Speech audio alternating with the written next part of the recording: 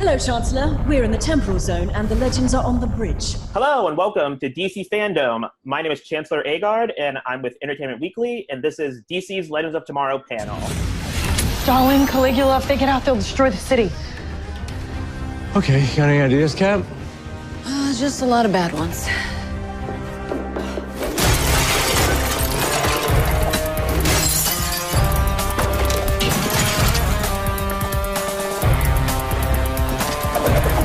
Let's go save the world.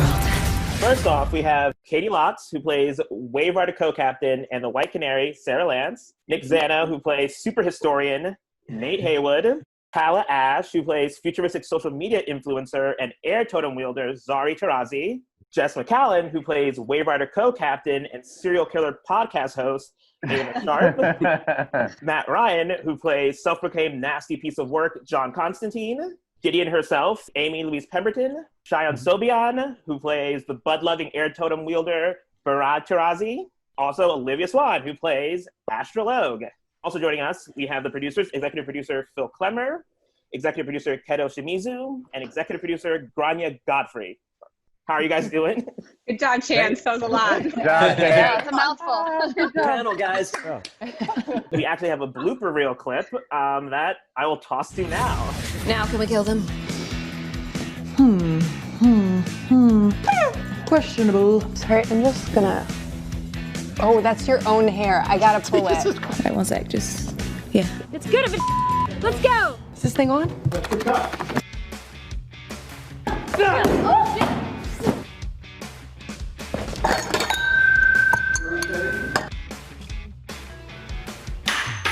Take this. Oh.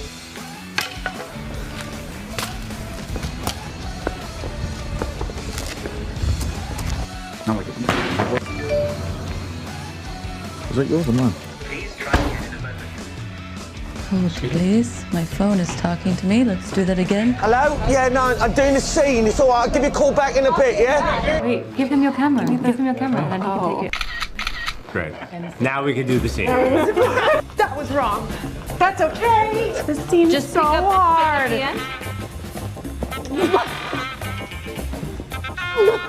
You almost just broke my nose. It's like here. Wait, focus. And there it is. Yup, bah. Way too much. You're on your own. Figure it out. You did not nail that one. Here I am. I'm getting married. It's great. They're gonna do it. Get out of the shot!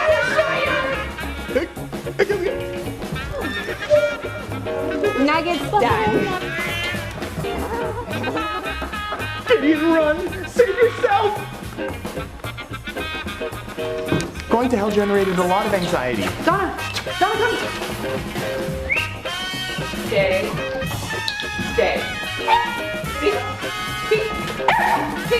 Oh, we're not making this thing.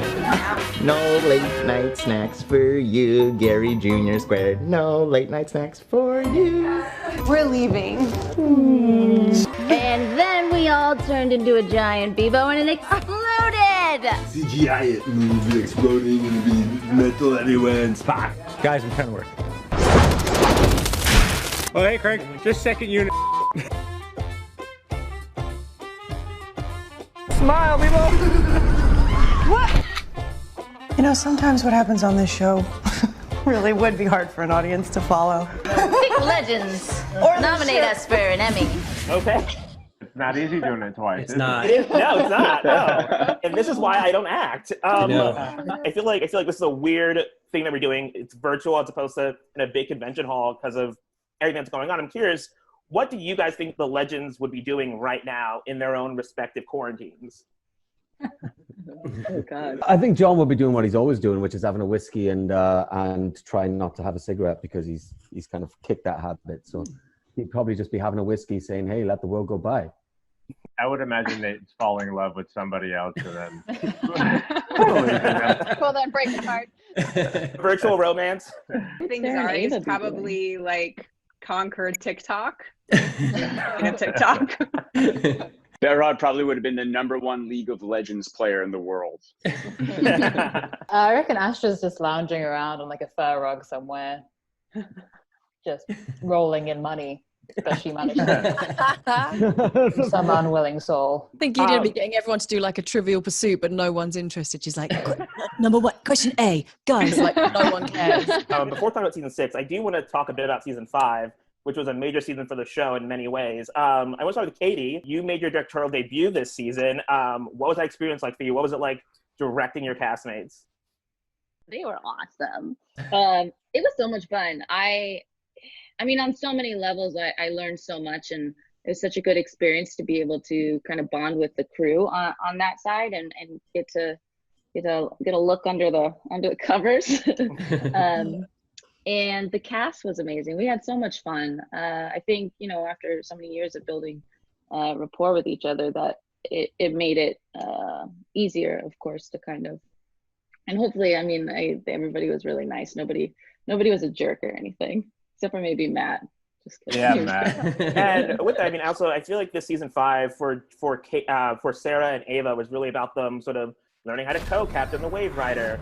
I'm curious, though, if this were any other show, if they weren't constantly sort of fighting monsters or aberrations, what do you think, like, what is sort of Sarah and Ava's, like, 5-year plan? Like, where do you see them heading towards? Ava's probably got a very specific 5-year plan. I'm not sure about Sarah. She's kind of just, trying to domesticate her. Yeah, Sarah takes a day at a time, I think. She's never been one to have the luxury of planning too far into the future. So I think, for her, it's like she's in the moment always. In season 5, we had 2 newcomers, Cheyenne and Olivia. What was it like for you guys to sort of step onto a show that's 5 seasons in? What surprised you the most about being on Legends in your first year? How much fun everyone was having. I kind of walked on and I was like, right, I have to be so on it, and I have to know everything, and everyone's going to be, obviously everyone's professional. This isn't me saying that no one is, but it's just it was so easygoing, and I think I expected to be proper military, and I got very stressed about that, but it was the opposite. Everyone was so chilled and so welcoming and so lovely. I was definitely nervous going into it, but pretty quickly I was like, oh, okay, this is, it's pretty relaxed and everyone's super chill. So I mean, Sean, you had the added challenge of having to come in and pretend like you'd already been there for 3 seasons. How did you sort of make that work for yourself? I just did it, I tried to chat as much as I could with everyone while, there's a lot of downtime on set, and just get to know everybody here and there, and then, bring in what you can when we're doing this scene, and just keeping it relaxed. Well, Nick, actually, I wasn't asking you, for you and Cheyenne, I mean, did you guys, because Nate and Barada are supposed to be best buds in this season, I mean, did you guys do anything to build that relationship? You guys talk, I guess, what do you guys sort of talk about their friendship? Shy and I got on quick. And I knew what he was coming into, the same way I knew Maddie and Olivia what they were coming into, and that's just something that's pre-established, and that's intimidating because I was a new guy on a lot of shows. So I know what it's like to walk in to not knowing everybody. Get out of your head and just be here with us. I know you're nervous because there's 7 people in the room. Even when Maddie did his first scene with us, he had to walk in and talk to 8 of us, talk at 8 of us, and then hit on Wentworth on his way out. So it was a really big, rough standard piece, and I feel that, and I wanted Shy not to have that, and let him know as soon as possible that hey man, just be here with us because we're all here with each other, and that's just kind of the way our magic works on the floor. He did great at that. I remember we had a conversation day 1, and he was like, by day 4 you'll be feeling good. And he was exactly right. Day 4 I was like, I feel like I've been here the whole time, this is great. So he nailed it. Amy, you're in a unique position where you're voicing Gideon, and I think you appear about once a season physically on screen. I mean, what's that experience like for you, sort of doing a lot of your work in a sound booth as opposed to being on the set with the cast that much? It is always really interesting to come into it from the other side, but I feel like I see you all the time anyway when I'm dropping the voice in, and I've known Matt from before this, so everyone's always super welcoming, and from my little booth in LA. I'm curious, when you appear on screen as Gideon, I think because often it's usually inside someone's mind, or they're hallucinating, except for in the Legend of Tsunyama episode where hallucination. But I'm curious, when you play that, do you play it as how you envision Gideon yourself, or how you think the character you're playing opposite with envisions, sees her? Well, I mean, especially with the last one with Gary, we played that a lot because I think he sees her quite Mary Poppins-esque, hence do and everything was a bit, oh no, should have just done the whole thing. But yeah, so there's definitely an element to that, and I love everything that's always written. Always love what you guys write. It's amazing. So mostly it's been that, yeah. I mean, this season you introduced a new version of Zari 2.0. And now as of the end of the season, you're continuing on as 2.0. How do you feel about sort of Zari 2.0 becoming the sort of permanent member on the Wave Rider? I honestly, I do have mixed feelings about it because I really do love both Zari 1.0 and 2.0. So yeah, I was surprised how sort of genuinely sad I was shooting that last episode, and I had these like very split personality moments where I would be like mad at my other self shooting scenes. I would like just be like really angry at 2.0 or vice versa. So yeah, I mean, it's sort of a mixed bag. I'm excited about developing 2.0 further. But yeah, it was sad. It was sad to say goodbye to 1.0. You're on the Wave Rider with Berat. I mean, what are, I guess for both you and Shai, I mean, what are you most looking forward to sort of exploring about their sibling dynamic that you didn't get a chance to do in season 5? Yeah, I mean, even though like, we established this brother-sister relationship, we didn't actually get so much time to get in there before he died and came back to life. So yeah, I mean, I'm sort of interested in, now that like the walls are a little bit down between the two of them, what that, I still think, I mean, I sort of hope it's going to be still a little bit antagonistic brother-sister, and I imagine the writers are going in that direction. Yeah, like some childhood stuff I think would be really interesting, like exploring like what it was like growing up together. Berat constantly being in the shadow of his older sister, who just was amazing at everything. And even though mom and dad like reading our room notes. Yeah. I just know I can feel it. Yeah.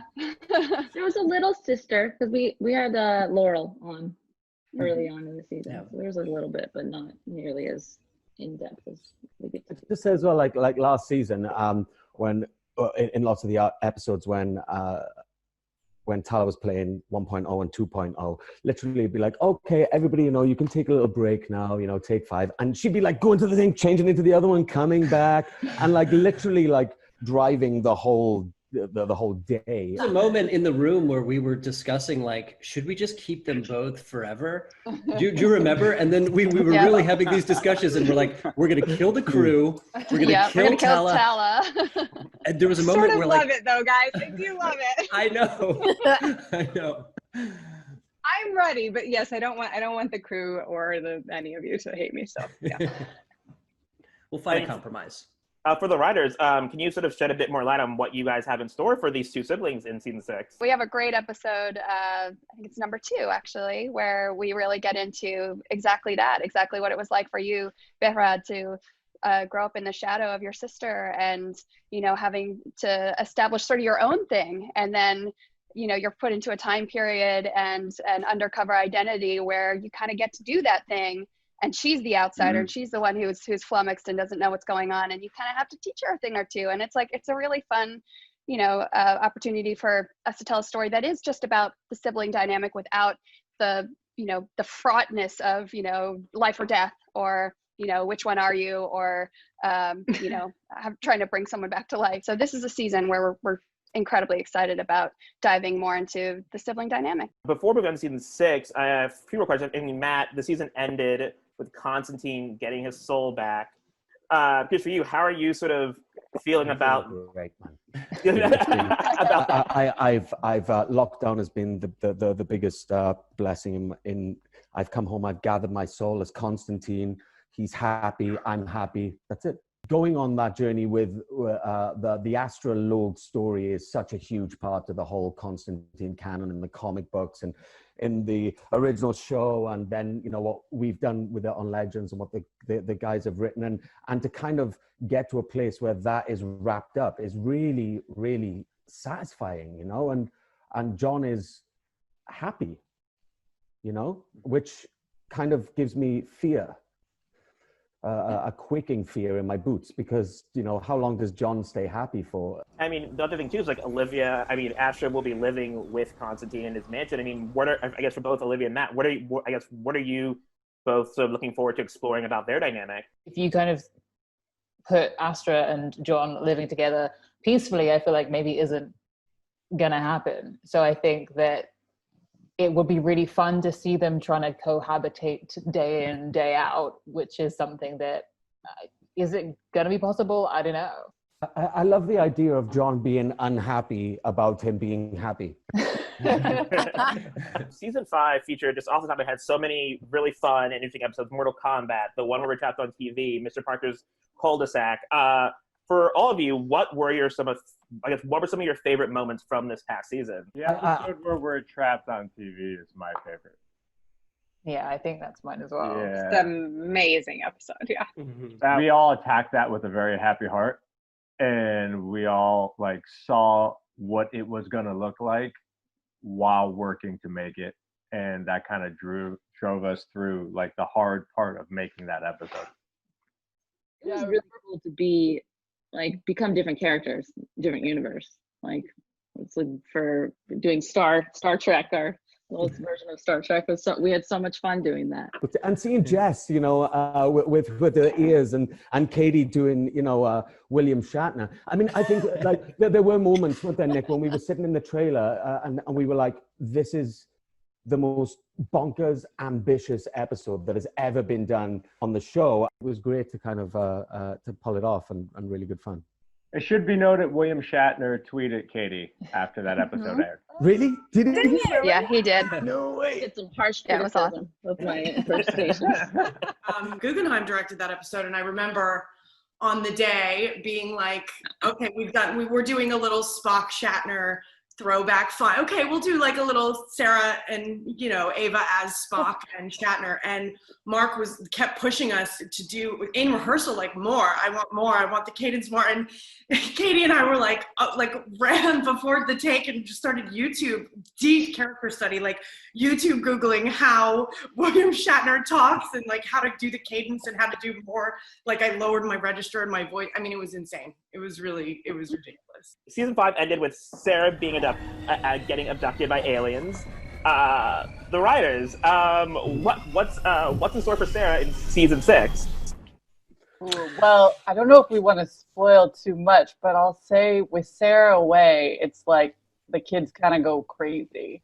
I feel like Sarah's kind of one of the grounding influences on the show. The other might be Zari 1.0, but because she's in a totem, everyone's going a little bonkers in her absence. So we really looked at this season in terms of what would it do to people to have Sarah missing.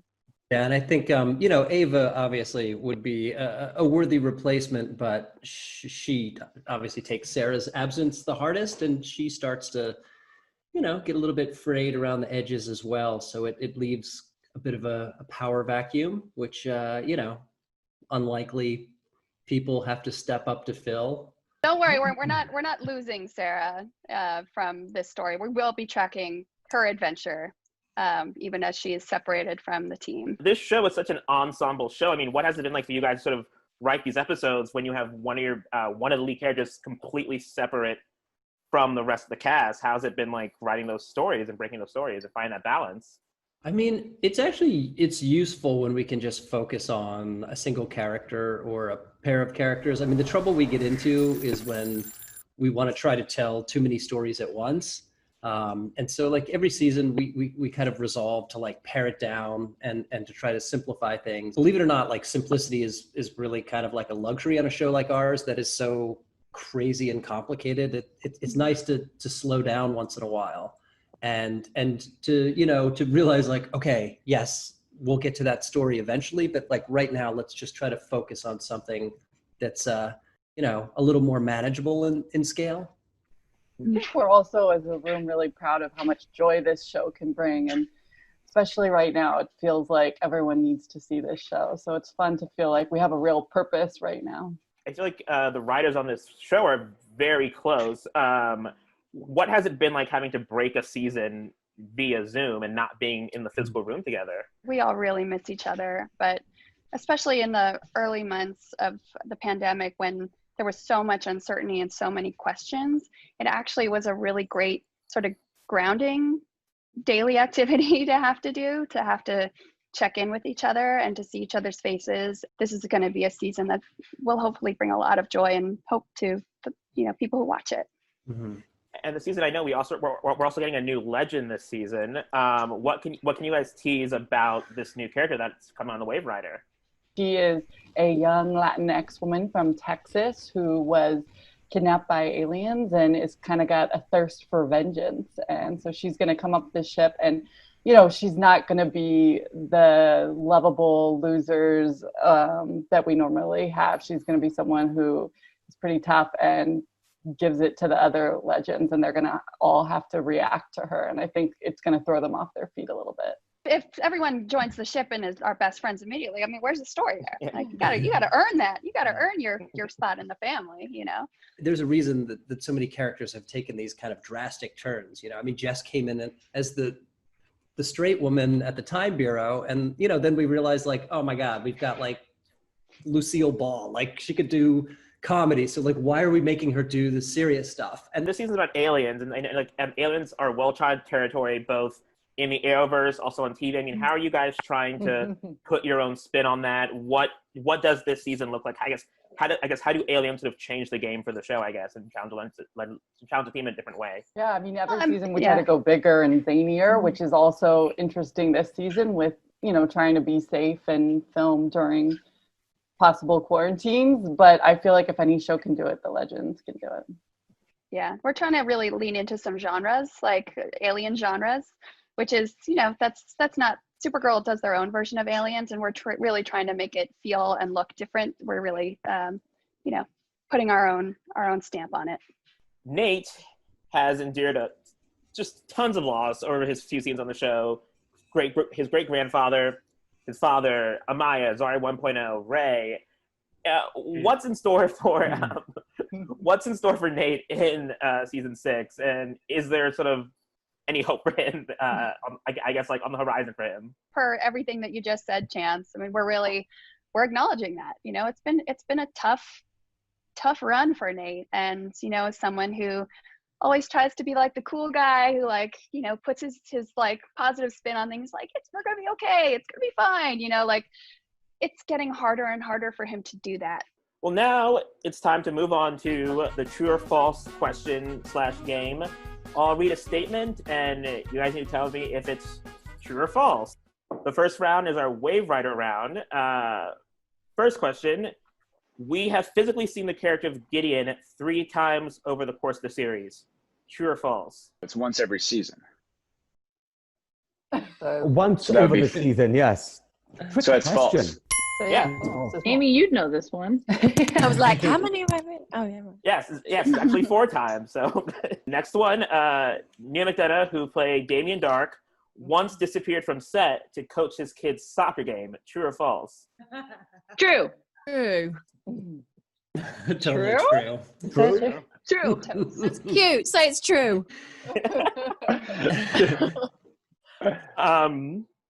Okay, this one. What's the answer? Wait, what was Oh, the true. answer? Oh, sorry, it's true. It's true. Oh, sorry. Oh, it's true. It's true, yeah. DC's Legends of Tomorrow was originally planned to be an anthology series. True or false?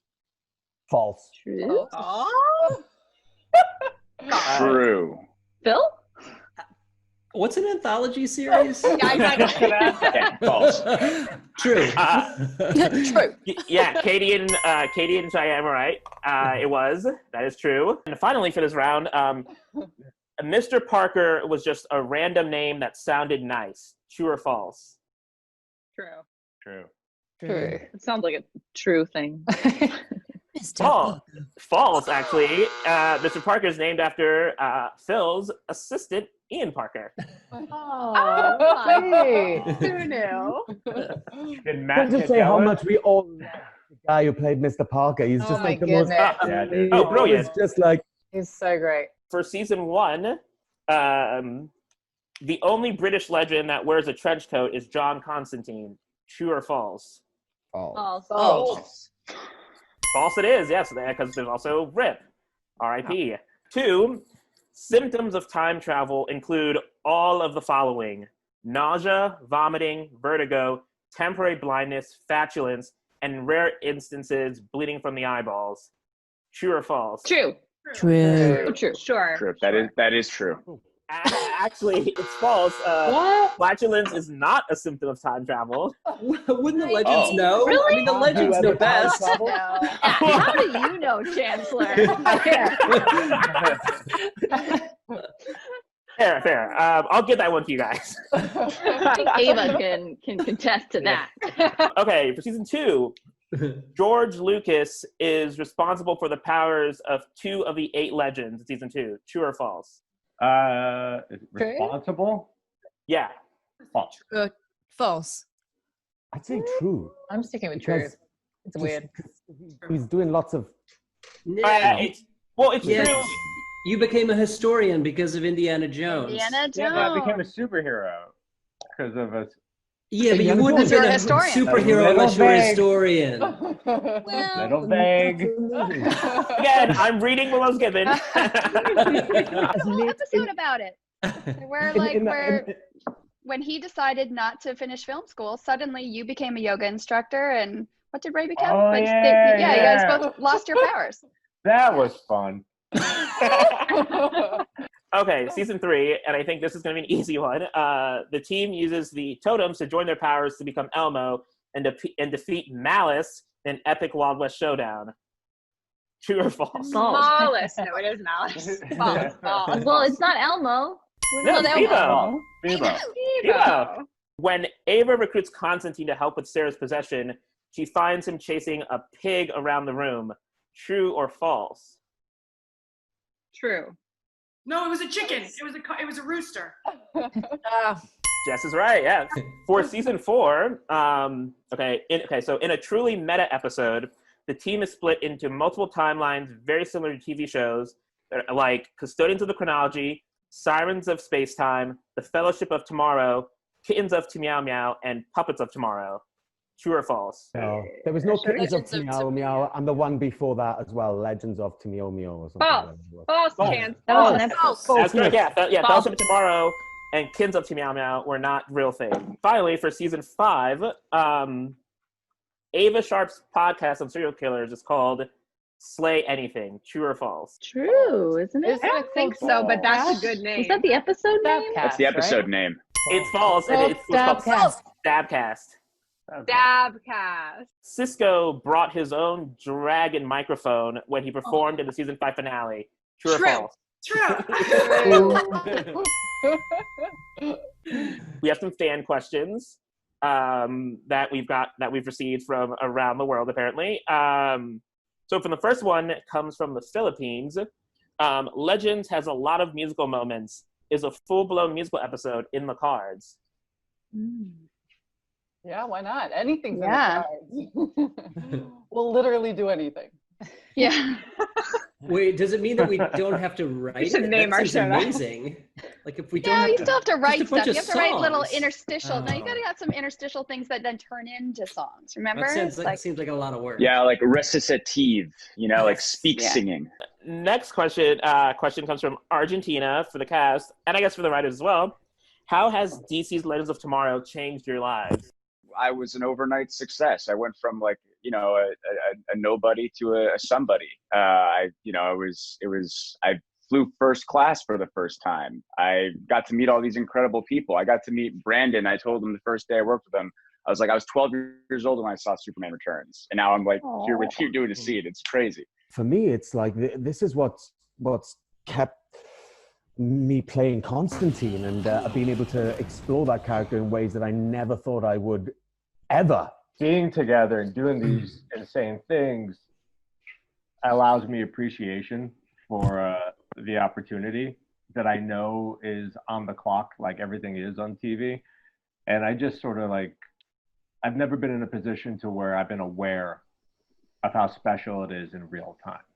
This strange time that we're all going through, not to speak for you guys, but I think I love our show, but I miss our show so intensely right now. And I really hope I never take it for granted, but this time has really really made me appreciate it and really made me miss what we've built, really, because it doesn't happen. It takes time, I think, and it takes the right group of people, which like miraculously are assembled, season after season. It makes you so grateful that we have professionals that like care so much about this show that they're willing to push themselves every episode, as if it's the last. It really is precious.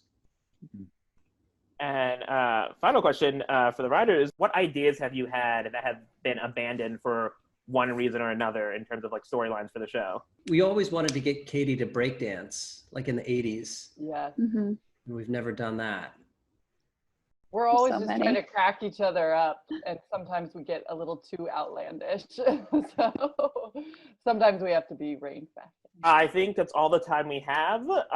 Thank you all for joining us for this. It's been really fun. For everyone watching, please remember that DC's Legend of Tomorrow, the complete 6th season, is available now on digital and drops on DVD and Blu-ray on September 22nd. And Legend of Tomorrow will be back for season 6 in mid-season 2021. Thank you. Thank you, guys.